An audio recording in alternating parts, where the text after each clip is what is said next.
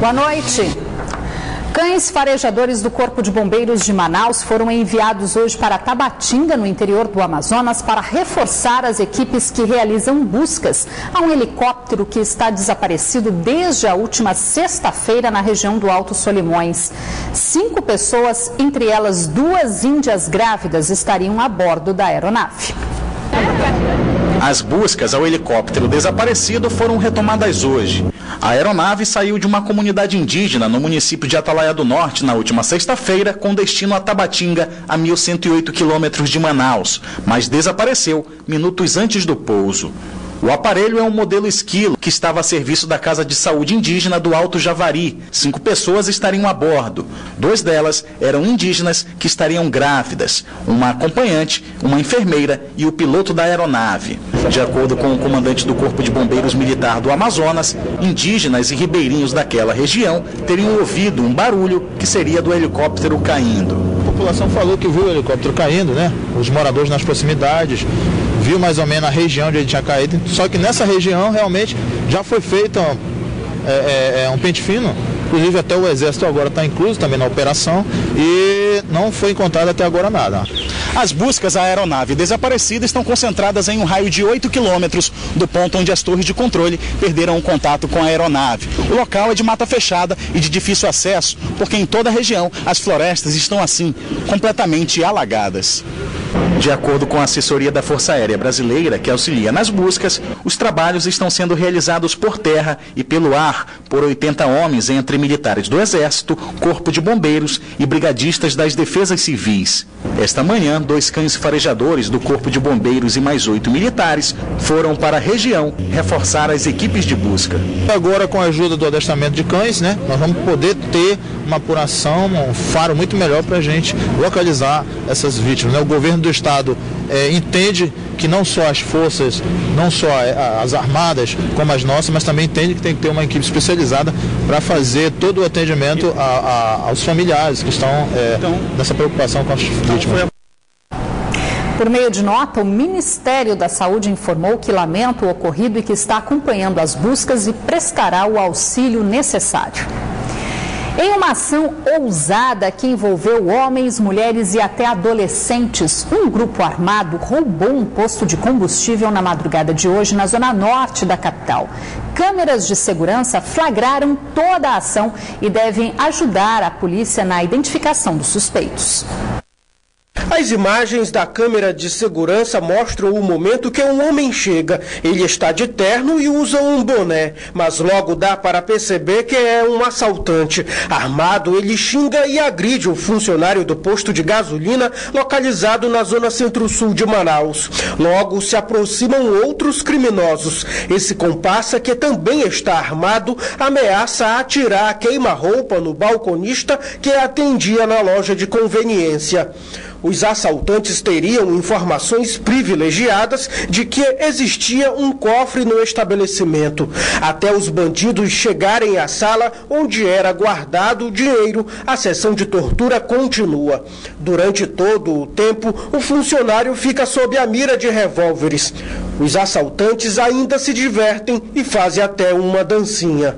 Na sala onde estava o cofre, os criminosos tentam por várias vezes fazer o funcionário entregar o dinheiro.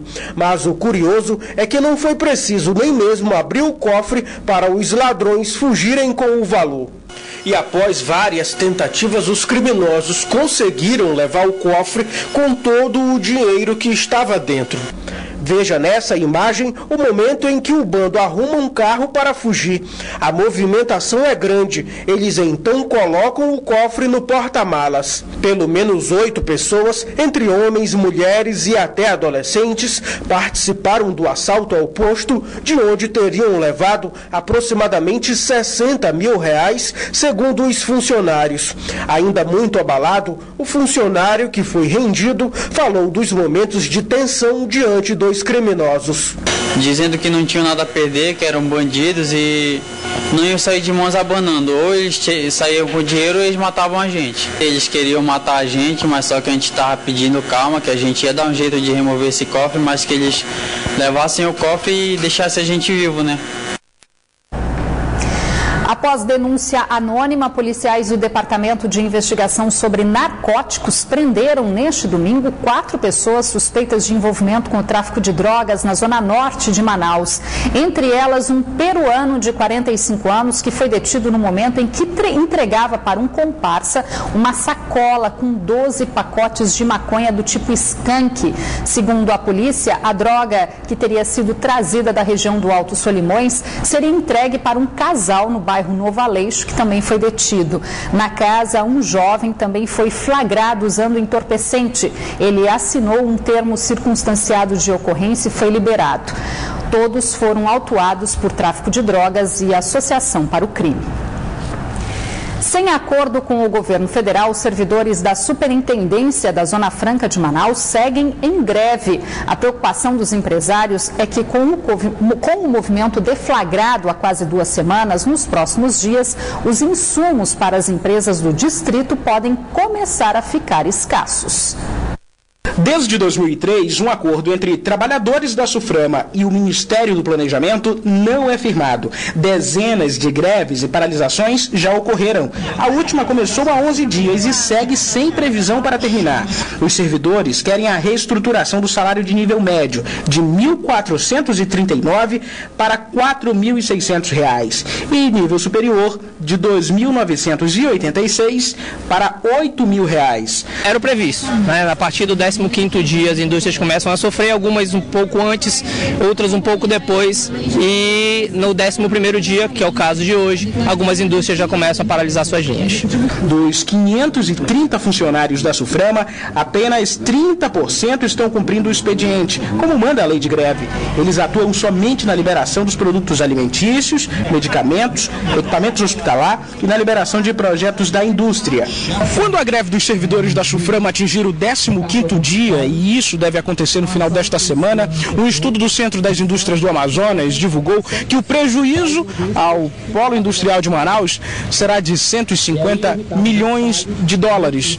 Para os servidores da Suframa, esse prejuízo seria muito menor, inclusive para o governo, se o reajuste fosse concedido. Ao invés de dar a reestruturação para a carreira dos servidores da Suframa, que custa 30 milhões por ano.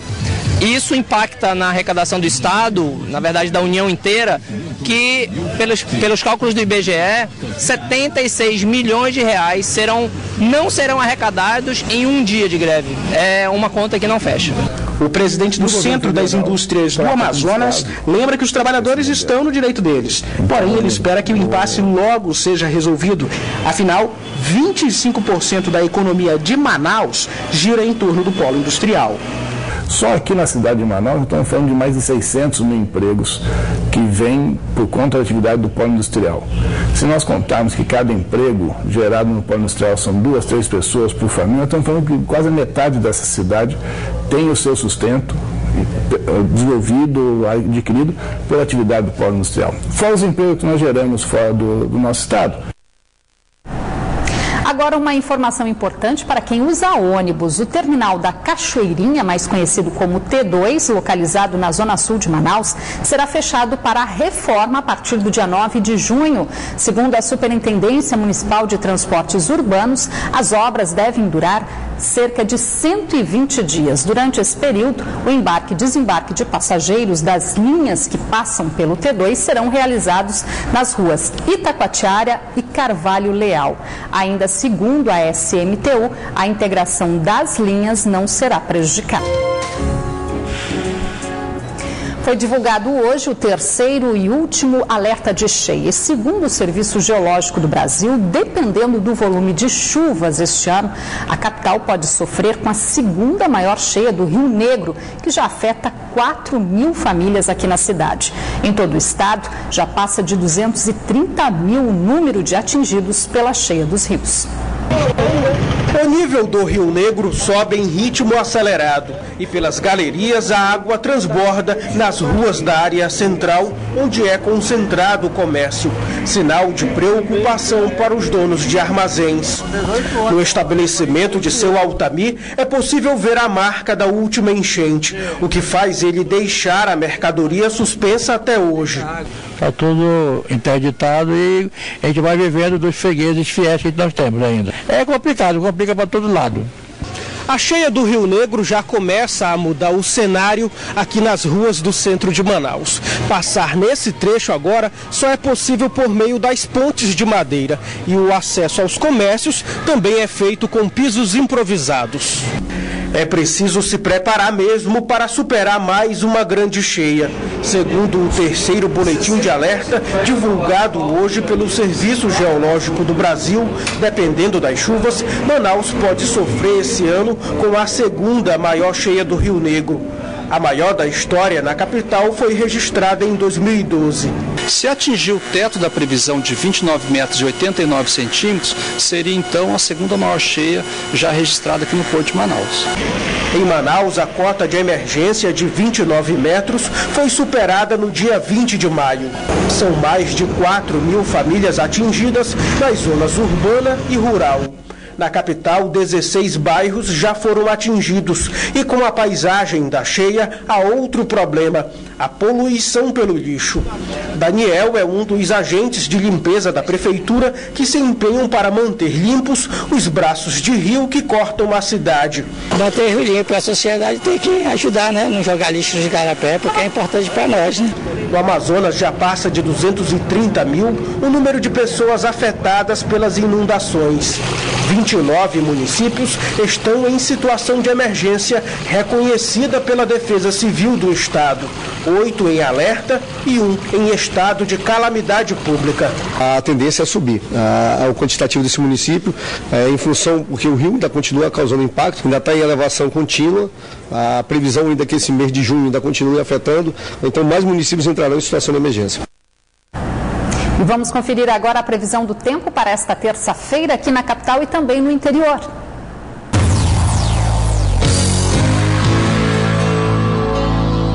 Em Tabatinga, a previsão é de tempo encoberto, com chance de chuva. As temperaturas variam entre 24 e 28 graus. Em Atalaia do Norte, o sol aparece com variação de nebulosidade e há chance de chuva no decorrer do dia. Mínima de 24 e a máxima não passa dos 29 graus. Em Manaus, a previsão é de tempo fechado, também com possibilidade de chuviscos. As temperaturas variam entre 28 e 33 graus. Começou hoje a primeira de uma série de audiências públicas marcadas pela Prefeitura de Manaus com o objetivo de complementar o plano de mobilidade urbana antes dele ser encaminhado para a Câmara Municipal. Uma lei federal aprovada em 2012 determina que todas as cidades com mais de 20 mil habitantes têm que ter um plano de mobilidade urbana implantado em até 3 anos. No entanto, o prazo já se esgotou e a realidade é que muitas cidades ainda não possuem um tal plano. Manaus é uma delas, mas o pontapé inicial para a implantação do projeto já começou. Na primeira audiência realizada hoje, dados apresentados reforçam a necessidade de discussão do tema, como a pesquisa de projeção demográfica, que mostra que entre 2020 e 2040, Manaus deve abrigar pelo menos 600 mil novos habitantes. Por isso, o plano de mobilidade urbana de Manaus está sendo elaborado de forma estruturada, levando em consideração pontos específicos da cidade, como trânsito, transporte e infraestrutura. São muitas propostas. Na área de transporte, que é a área que eu estou dirigindo, a gente está propondo uma nova tecnologia, isso não é segredo, mas aqui nós vamos ter oportunidade de discutir qual é a melhor. O BRT é a mais usual no país, mas se a gente se for convencido que outra tecnologia seja melhor, será. Então é isso a importância da discussão democrática, ouvindo todo mundo. Após a série de 9 audiências, o texto final do plano de mobilidade será votado na Câmara Municipal, o que deve acontecer no dia 7 de julho. Esperamos que até o final desse mês a Câmara Municipal receba essa minuta, né, do Executivo, e daí por diante nós possamos trabalhar também fazendo as audiências públicas na Câmara, ouvindo a sociedade também, fazendo os ajustes que forem necessários. Até semana que vem, as audiências serão realizadas nas 4 zonas da cidade. As autoridades querem saber da população o que precisa ser melhorado na cidade. Porque hoje em dia está um caos, né? Na cidade, questão do carro, né? do congestionamento na cidade de Manaus. Então, assim, eu acho muito importante essa questão da participação da população em geral, né? E uma nova medida para evitar acidentes contra ciclistas aqui na capital foi anunciada neste fim de semana pelo Detran Amazonas durante o encerramento da campanha Maio Amarelo, realizado na Ponta Negra no último sábado. A nova medida anunciada durante o encerramento da campanha Maio Amarelo prevê que a partir deste mês os exames de direção veicular vão contar com um protótipo de boneco acoplado em uma bicicleta para simular um ciclista na rua. O objetivo é sensibilizar os futuros motoristas a cumprir a distância de 1,5 metro das bicicletas, conforme determina o Código de Trânsito Brasileiro.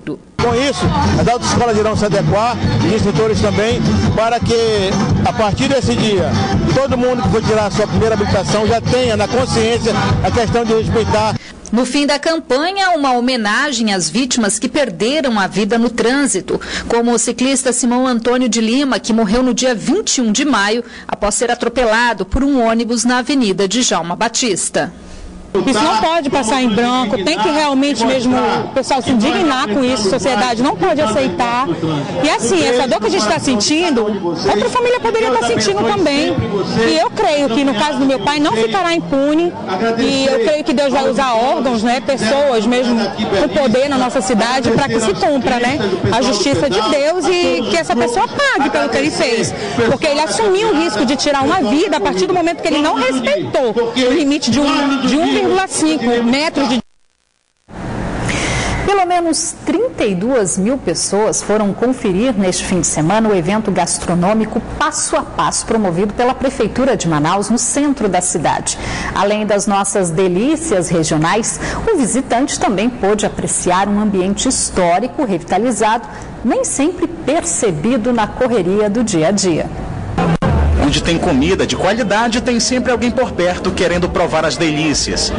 Mas no caso da feira gastronômica Passo a Passo, realizada pela Prefeitura de Manaus este fim de semana, o sucesso foi tanto que o local ficou tomado. As pessoas pelo menos saem de shopping, né? Só passear em shopping, vale a pena. Entre as opções, pratos com toques regionais. Tem tambaqui, pirarucu, esse aqui é um canapé de pirarucu seco com cream cheese. Tem o tambaqui de pé, que é o tambaqui empanado com batata frita, assado. A feira foi montada em frente ao Paço Municipal, em uma área que já concentrou as sedes dos poderes Executivo Municipal e Legislativo Estadual. Este empresário diz que nunca imaginou que a filha dele pudesse brincar na calçada do Palácio Rio Branco. Esse evento veio justamente com esse intuito de resgatar esses espaços públicos tão legais que a gente, a princípio, não dá valor, e é preciso vir um evento desse para fazer com que a gente abra mais a cabeça e traga a nossa família para cá. E o objetivo da feira foi mesmo resgatar um pedaço do centro que estava esquecido e escorado no tempo. Para o diretor-presidente da Manaus CUT, a intenção foi alcançada. É muito gratificante ver pessoas que voltam até a memória da sua infância no centro da cidade, pessoas que não conhecem o centro da cidade, centro antigo de Manaus, e ter tudo isso integrado, seja gastronomia, teatro, dança, música, é algo muito bacana. Isso aproxima o manauara das artes e aproxima o manauara da origem da sua cidade. As opções de gastronomia são diversas, mas os food trucks, esses caminhões que vendem principalmente hambúrgueres, são os mais procurados. Olha só quanta gente nas filas. E a explicação também pode estar na apresentação do produto. Teve até sanduíche colorido. E além das opções de comida, no Passo a Passo, o visitante encontra construções centenárias, um chafariz com iluminação especial e um palco com apresentações musicais e culturais. Uma viagem ao tempo em que o centro de Manaus era badalado e cheio de atrações monumentais.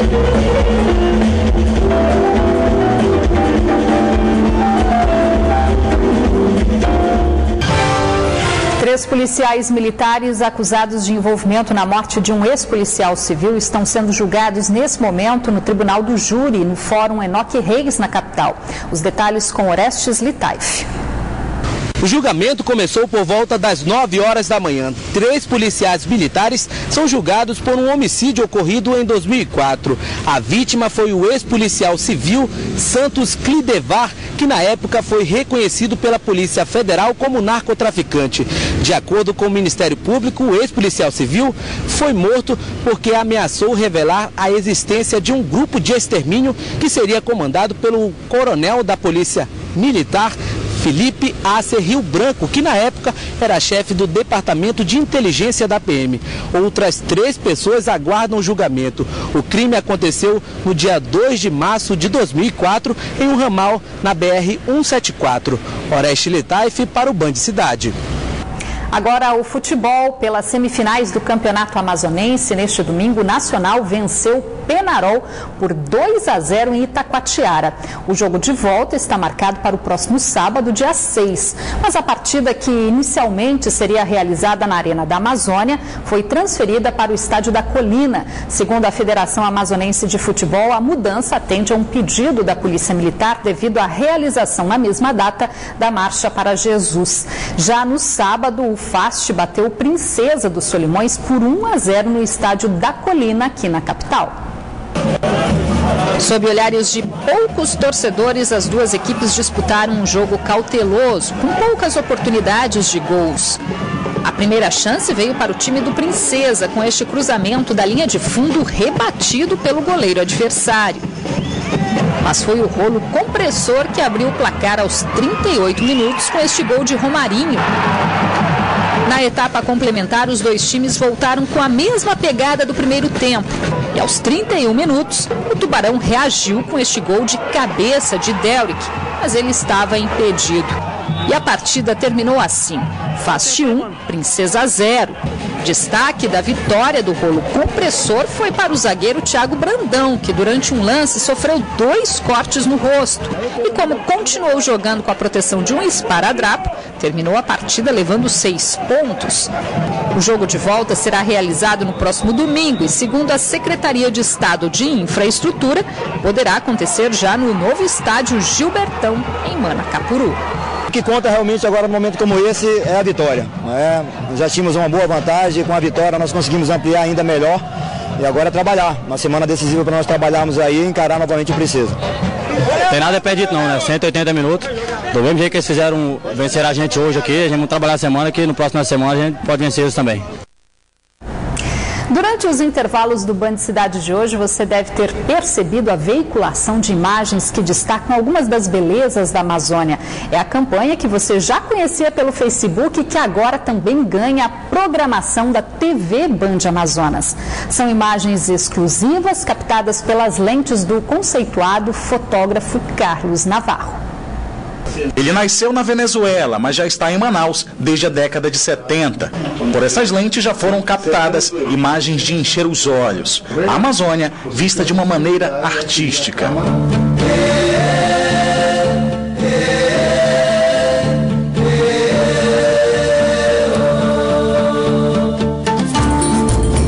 O nome do artista é Carlos Navarro.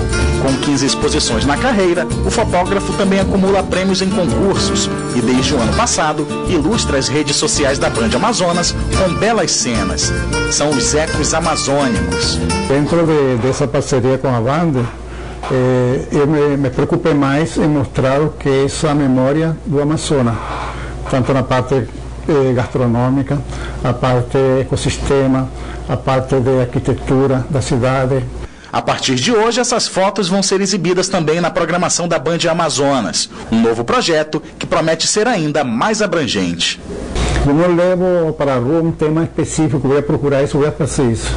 Vou com a mente aberta. Então, tudo que me chama a atenção nesse espaço, nesse lugar, o que eu estou fazendo, eu fotografo. E dentro disso eu procuro deslocar essa imagem para uma temática específica, pelo menos natureza, pelo menos o elemento humano social, ou arquitetura. Reflexos de uma paixão que estão sendo eternizados em forma de homenagens ao que nós temos de mais belo, a natureza amazônica.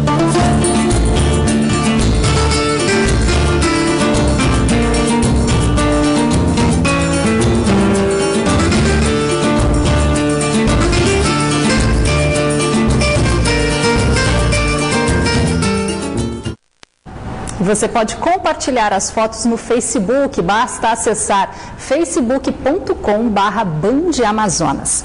O Band Cidade fica por aqui. Para rever esta edição, acesse o site band.com.br/amazonas. E não se esqueça que você também pode ajudar a pautar o Band Cidade enviando uma sugestão de reportagem para o WhatsApp da nossa redação.